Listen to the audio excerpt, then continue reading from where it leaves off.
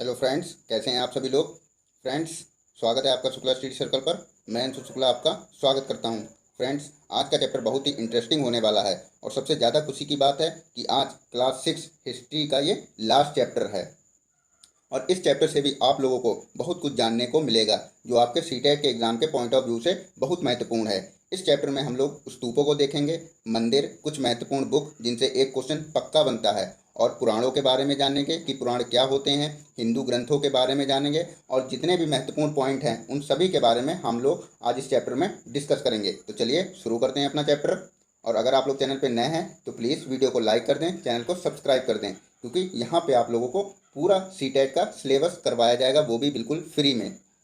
तो स्टार्ट करते हैं। अब देखो, सबसे पहले तो ये देख लो, ये आपका लौह स्तंभ है, ठीक है। और ये कहाँ, तो ये महरौली में है, ठीक है। कुतुब मीनार के परिसर में खड़ा हुआ है। महरौली कहाँ है, महरौली दिल्ली में है और दिल्ली में कुतुब मीनार के परिसर में ये खड़ा है, ठीक है। अब महरौली महरौली दिल्ली में कुतुब मीनार के परिसर में खड़ा यह लौह स्तंभ भारतीय शिल्पकारों की कुशलता का एक अद्भुत उदाहरण है। तो ये ध्यान रखना, भारतीय शिल्पकारों ने बनाया है और इसकी ऊंचाई 7.2 मीटर है और वजन तीन तीन टन से भी ज़्यादा है। एक टन में आपका 1000 किलो होता है, ठीक है। तो ये ध्यान रखना। और एक कुंटल में कितना होता है, 100 किलो होता है, ठीक है। और इसका निर्माण लगभग 1500 साल पहले हुआ था, ठीक है। इसके बनने के समय की जानकारी हमें इस पर खुदे अभिलेख से मिलती है। किससे मिलती है, अभिलेख से मिलती है, ये ध्यान रखना। चंद्र नाम के शासक का जिक्र है जो संभवतः गुप्त वंश के थे। तो इसमें आपको क्या क्या ध्यान रखना है, एक तो ये कहाँ है, कुतुब मीनार के परिसर में खड़ा हुआ है, ठीक है। किसने बनाया, भारतीय शिल्पकारों ने बनाया। ऊंचाई कितनी है, 7.2 मीटर, वजन तीन तीन टन से भी ज़्यादा है, ठीक है। और किसका जिक्र है, तो चंद्र नामक शासक का जिक्र है। जो किसने बनवाया था, वो गुप्त वंश के थे। और सबसे इम्पोर्टेंट बात यह है कि इतने वर्षों के बाद भी इसमें जंग नहीं लगा है। ये काफ़ी पूछा जाता है कि वैज्ञानिकों का ध्यान क्यों आकर्षित कर रहा है ये, तो क्योंकि इसमें जंग नहीं लगा है। अब स्तूप, तो स्तूप क्या होते हैं, ईंट और पत्थरों की इमारतें होती हैं, ठीक है। स्तूप का शाब्दिक अर्थ टीला होता है। क्या होता है शाब्दिक अर्थ, टीला। स्तूप विभिन्न आकार के होते थे, जैसे कभी गोल या लंबे तो कभी बड़े या छोटे, ये ध्यान रखना। उन सब में एक समानता है, प्रायः सभी स्तूपों के भीतर एक छोटा सा डिब्बा रखा रहता था, ठीक है। और इन डिब्बों में बुद्ध या उनके अनुयायियों के शरीर के अवशेष, अब शरीर के अवशेष कौन कौन से, जैसे दांत हो गई, हड्डी या राख, उनके द्वारा प्रयुक्त कोई भी चीज़, या फिर वो लोग कोई भी जैसे चीज़ इस्तेमाल करते थे तो वो चीज़ और कीमती पत्थर और सिक्के रखे रहते थे, ठीक है। और इसे धातु मंजूसा कहते हैं। तो ये आप लोग ध्यान रखना, ठीक है। ये डिब्बा डिब्बा कहाँ मिलता था, तो स्तूपों के अंदर डिब्बा मिलता था और इसमें क्या क्या चीज़ें रखी रहती थी, ये आप लोगों को ध्यान रखना है। और इस डिब्बे को कहते क्या थे, तो धातु मंजूसा कहते थे, ये आप लोग ध्यान रखना। प्रारंभिक स्तूप धातु मंजूसा के ऊपर रखा मिट्टी का टीला होता था, जैसे ये डिब्बा हो गया, अब इसके ऊपर एक मिट्टी का टीला हो गया, ठीक है। बाद में टीलों को ईंटों से ढक दिया गया। फिर बाद में क्या हुआ, इन्हीं जो टीला होते थे ये, इन्हीं को ईंटों से ढक दिया जाता था। तो ये आप लोग ध्यान रखना, ठीक है। आगे बढ़ते हैं। बाद के बाद के काल में उस गुंबदनुमा ढांचे को तरासे हुए पत्थरों से ढक दिया गया। प्रायः स्तूप के चारों ओर परिक्रमा करने के लिए एक वृत्ताकार पथ बना होता था जिसे प्रदक्षिणा पथ कहते थे। मान लो जैसे ये स्तूप है, ठीक है, फिर इसके चारों एक एक चबूतरा टाइप का बना होता था, इसी को हम लोग प्रदक्षिणा पथ कहते हैं, ये ध्यान रखना, ठीक है। अब इसी रास्ते को रेलिंग से घेर दिया जाता था जिसे वेदिका कहते हैं। भाई जान, मान लो ये स्तूप हो गया आपका, ठीक है। ये चारों तरफ रास्ता हो गया, मंदिरों में होता है या कोई पेड़ बना है तो उसके नीचे जो मतलब चारों तरफ बैठने के लिए बना दिया जाता है। फिर यहाँ पे क्या कर दी जाती है, रेलिंग, मतलब लकड़ी की या लोहे की रेलिंग बना दी जाती है, ठीक है। तो इसी को हम लोग क्या कहते हैं, वेदिका कहते हैं। तो ये आप लोग ध्यान रखना। वेदिका में प्रवेश द्वार बने होते थे, ठीक है। रेलिंग तथा तोरण प्रायः मूर्ति कला की सुंदर कलाकृतियों से सजे होते थे, ये ध्यान रखना। मतलब जो रेलिंग थी और प्रवेश द्वार को ही हम लोग तोरण बोलते हैं, ये किससे सजे हुए होते थे, तो सुंदर कलाकृतियों से सजे होते थे।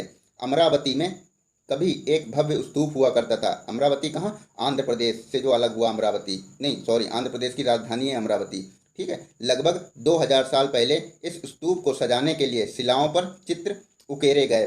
कई बार पहाड़ियों को काटकर बनावटी गुफाएं बनाई जाती थी, पिछले चैप्टर में हम लोगों ने जैसे पढ़ा है, ठीक है, गुफाओं के बारे में कि कैसे पहाड़ों में ये लोग गुफाएं बना देते थे, उसमें रहते थे। जब मौसम खराब होता था, वर्षा होती थी या आंधी होती थी, तो ये लोग गुफाओं में चले जाया करते थे। ठीक है, वही यहाँ पे दिया हुआ है, गुफाएं बनाई जाती थीं। इस तरह की गुफाओं को मूर्तियों तथा चित्रों द्वारा सजाया जाता था।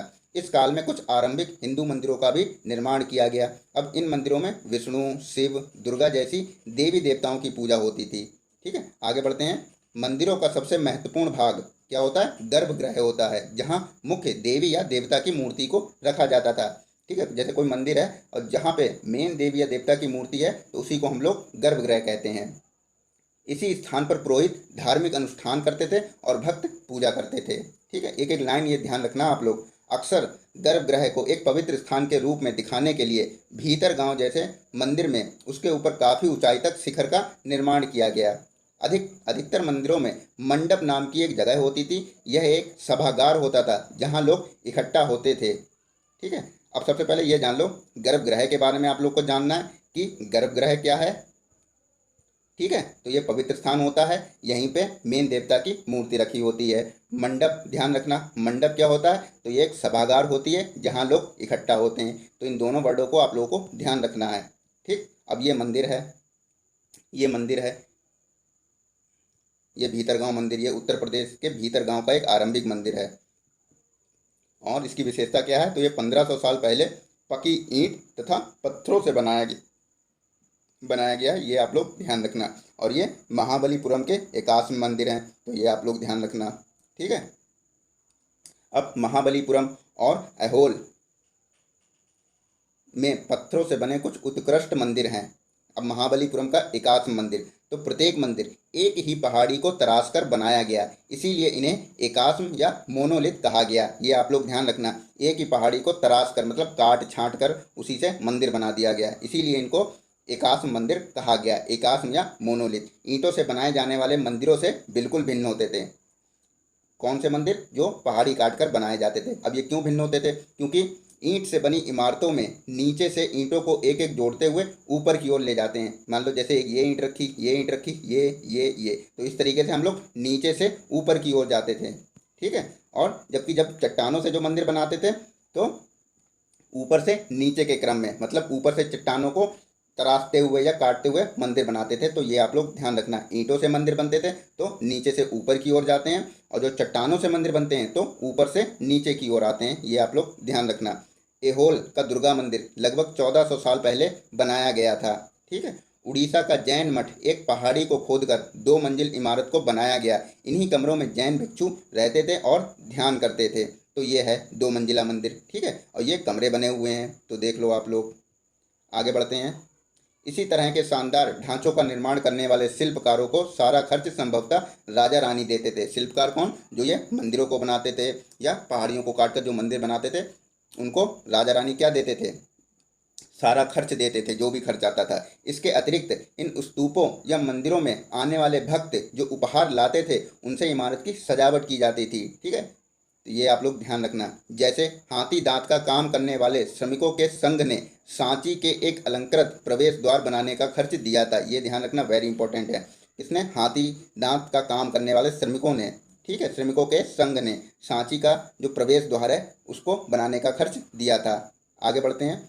इनकी सजावट के लिए पैसे देने वालों में व्यापारी, कृषक, माला बनाने वाले, चित्र बनाने वाले, लोहार, सुनार तथा ऐसे कई स्त्री पुरुष शामिल थे जिनके नाम खंभों, रेलिंग अथवा दीवारों पर खुदे होते थे। मतलब जो भी भक्त वहाँ पे कुछ देता था अपनी श्रद्धा के अनुसार, तो उनका नाम लिख दिया जाता था, जैसा कि आप लोग अभी भी देखते होंगे मंदिरों में। ठीक है, जैसे किसी ने मंदिरों में बैठने की जगह बनवा दी तो वहाँ पे उसका नाम लिख दिया जाता है। ठीक है, किसी ने मंदिरों में चबूतरा बनवा दिया तब उसका वहाँ पे नाम लिख दिया जाता है। ऐसे ही पहले होता था, जो भी कुछ देता था उसका नाम लिख दिया जाता था मंदिरों में। अजंता के पहाड़ों में सैकड़ों सालों के दौरान कई गुफाएं खोदी गईं। कहाँ? अजंता के पहाड़ों में। इनमें से ज़्यादातर बौद्ध भिक्षुओं के लिए बनाए गए विहार थे। इनमें से कुछ को चित्र द्वारा सजाया गया है, जिनको अजंता की गुफाओं को, ये ध्यान रखना। ठीक है, गुफाओं के अंदर अंधेरा होने की वजह से अधिकांश चित्र मसालों की रोशनी में बनाए गए, मतलब आग की रोशनी में बनाए गए। कहाँ? अजंता की गुफाओं में। इन चित्रों के रंग 1500 साल बाद भी चमकदार हैं। इन चित्रों के रंग? अजंता की गुफाओं के रंग। यह रंग पौधों तथा खनिजों से बनाए गए इन महान कृतियों को बनाने वाले कलाकार अज्ञात हैं। पौधे तथा खनिजों से रंग कहाँ बनाए गए? तो अजंता की गुफाओं में बनाए गए, ये ध्यान रखना। और किसने बनाया है? तो कलाकार अज्ञात हैं, ये भी ध्यान रखना। करीब 1800 साल पहले एक प्रसिद्ध तमिल महाकाव्य शिल्पदिकारम, कौन सा महाकाव्य? शिल्पदिकारम, ये ध्यान रखना, की रचना इलांगो नामक कवि ने की। कौन सी रचना? शिल्पदिकारम। इसकी रचना किसने की? इलांगो नामक कवि ने की। इसमें क्या बताया गया है? तो इसमें कोवलन नाम के एक व्यापारी की कहानी है। ठीक है, वह कहाँ रहता था? तो विहार में रहता था। ठीक है, अपनी पत्नी कनगी की उपेक्षा कर, मतलब कनगी को छोड़ देता है और एक नर्तकी माधवी से प्रेम करने लगा। बाद में वह कनगी पुहार छोड़कर मदुरै चले जाते हैं। यहाँ पे पुहार कर लेना। ठीक है, कौन? कोवलन और कनगी कहाँ चले जाते हैं? मदुरै चले जाते हैं।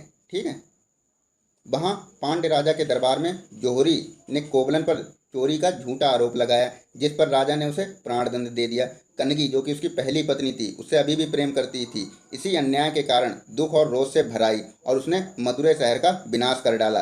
अब ये ध्यान रखना, ये कहानी किस में बताई गई है? तो ये कहानी शिल्पदिकारम में बताई गई है, जिसकी रचना इलांगो नामक कवि ने की थी।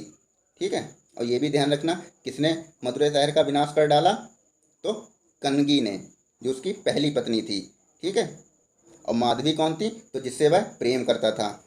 ये ध्यान रखना आप लोग। तमिल महाकाव्य मणिमेखलई को करीब 1400 साल पहले सत्यनार द्वारा लिखा गया, तो ये भी आप ध्यान रखना, ये भी एक तमिल महाकाव्य है। मणिमेखलई किसने लिखा? सत्यनार ने लिखा। इसमें कोवलम तथा माधवी की बेटी की कहानी है। ठीक है, अब यहाँ उनकी सबसे प्रसिद्ध रचना मेघदूत, किसकी प्रसिद्ध रचना है? कालिदास की। तो ये आप लोग ध्यान रखना और इसको पढ़ लेना। आगे बढ़ते हैं। अब पुराण क्या होता है? तो पुराण के बारे में जान लो। तो पुराण का शाब्दिक अर्थ प्राचीन होता है। पुराण में विष्णु, शिव, दुर्गा या पार्वती जैसे देवी देवताओं से जुड़ी कहानियां हैं। किसमें? पुराणों में। देवी देवताओं की पूजा की विधियां दी गई हैं, किसमें दी गई हैं? पुराणों में दी गई हैं। इनमें संसार की सृष्टि तथा राजाओं के बारे में भी कहानियां हैं, किसमें हैं? पुराणों में हैं। अधिकतर पुराण सरल संस्कृत श्लोक में लिखे गए हैं, जिससे सब सुन और समझ सकें। तो ये आप लोग ध्यान रखना। स्त्रियां तथा शूद्र, ठीक है, जिन्हें वेद पढ़ने की अनुमति नहीं थी, वह भी इसे सुन सकते थे। पुराणों का पाठ पुजारी मंदिरों में किया करते थे, जिसे लोग सुनने आते थे, ये ध्यान रखना। अब दो संस्कृत महाकाव्य महाभारत और रामायण सभी लोग जानते होंगे आप लोग। तो महाभारत में क्या बताया गया है? तो कौरव और पांडवों के बीच युद्ध की कहानी है। किसमें है? महाभारत में। और युद्ध का उद्देश्य क्या था? तो पुरु वंश की राजधानी हस्तिनापुर की गद्दी प्राप्त करना था। तो ध्यान रखना, महाभारत का जो युद्ध हुआ था, उसका उद्देश्य क्या था? पुरु वंश की राजधानी हस्तिनापुर की गद्दी प्राप्त करना था। करीब 1500 साल पहले लिखी गई, क्या लिखी गई? महाभारत। पुराणों और महाभारत दोनों को ही व्यास नाम के ऋषि ने लिखा, ये आप लोग ध्यान रखना। और महाभारत में ही भगवत गीता भी है, तो ये भी आप लोग ध्यान रखना। अब रामायण के बारे में थोड़ा जान लो। तो रामायण की कथा कौशल, और कौशल की राजधानी क्या है? अयोध्या के राजकुमार राम के बारे में है। सभी लोग जानते होंगे रामायण। ठीक है, वनवास हो जाता है राम जी को। अब इसके लेखक कौन है? तो संस्कृत रामायण के लेखक वाल्मीकि हैं। ठीक है, अब थोड़ा जातक कथाओं के बारे में जान लो। तो जातक कथाएं पिछले चैप्टरों में भी हम लोग जातक कथाओं के बारे में भी पढ़ चुके हैं। ठीक है, और इसमें भी कुछ एक दो पॉइंट दिए हुए हैं। तो जातक कथाएं अक्सर स्तूपों की रेलिंग तथा अजंता के चित्रों में दर्शाई जाती थीं, ये ध्यान रखना। आगे बढ़ते हैं। अब ये बंदर राजा की कहानी, ठीक है, ये एक जातक कथा है, ये ध्यान रखना। जो बंदर राजा की कहानी है, ये जातक कथा है। ठीक है, पढ़ लेना इसको आप लोग आराम से, वीडियो रोक के। अब ये ध्यान रखना, तो ये कथा हमें कहाँ मिली है? तो मध्य भारत में। मध्य भारत मतलब मध्य प्रदेश में भरहुत के एक स्तूप से मिले एक पत्थर पर उकेरे गए चित्र में इसे दिखाया गया है। भरहुत का एक स्तूप में हमें एक पत्थर मिला है, उसी पर बंदर राजा की कहानी दिखाई गई है, ये आप लोग ध्यान रखना। अब गणितज्ञ तथा खगोल शास्त्री आर्यभट्ट ने संस्कृत में आर्यभट्टियन पुस्तक लिखी। इसमें उन्होंने लिखा कि दिन और रात पृथ्वी अपनी धुरी पर चक्कर काटने की वजह से होते हैं। तो ये आप लोग ध्यान रखना, ये उन्होंने किसमें बताया है? तो आर्यभट्टियम में बताया है। ग्रहण के बारे में भी वैज्ञानिक तर्क दिया है। किसने दिया है? तो ये ध्यान रखना आप लोग, आर्यभट्ट ने दिया। और किस पुस्तक में दिया है, ये भी आप लोग ध्यान रखना। वृत्त की परिधि मापने की विधि भी ढूंढी, किसने? आर्यभट्ट में। और ये किस पुस्तक में बताया है? तो आर्यभट्टियन ने बताया है, ये आप लोग ध्यान रखना। अब थोड़ा शून्य की कहानी समझ लो, ये वाला शून्य जिसे आप लोग लिखते हो। अंकों का प्रयोग पहले से होता रहा है, ठीक है। अब भारत के गणितज्ञों ने शून्य के लिए एक नए चिन्ह का आविष्कार किया। गिनती की यह पद्धति अरबों द्वारा अपनाई गई और तब यूरोप में भी फैल गई। आज भी यह पूरी दुनिया में प्रयोग की जाती है, यह ध्यान रखना। रोम के निवासी शून्य का प्रयोग किए बगैर गिनती करते थे। कहाँ के रोम के निवासी, वो शून्य का प्रयोग नहीं करते थे। उसके बारे में और भी जानकारी हासिल करने की कोशिश करो, चलो करते रहना। आगे बढ़ते हैं। अब कागज़ का आविष्कार देख लो। तो कागज़ का आविष्कार चीन में लून नामक व्यक्ति ने करीब 1900 साल पहले किया। किसने किया? लून नामक व्यक्ति ने। 1400 साल पहले यह विधि कोरिया पहुंची, उसके बाद जापान तक फैल गई। ये क्रम आप लोग ध्यान रखना कि कागज़ बनाने की विधि कहाँ कहाँ तक पहुंची है, ठीक है। फिर बगदाद से यह यूरोप, अफ्रीका और एशिया तक फैली। इस उपमहाद्वीप में कागज़ की जानकारी बगदाद से हुई। मतलब भारत को कागज़ की जानकारी कहाँ से हुई? तो बगदाद से हुई। ये आप लोग ध्यान रखना। तो साथियों, आज के लिए बस इतना। वीडियो अच्छी लगी है तो वीडियो को लाइक करना, चैनल को सब्सक्राइब करना। कल फिर मिलते हैं एक नए चैप्टर के साथ। तब तक के लिए जय हिंद।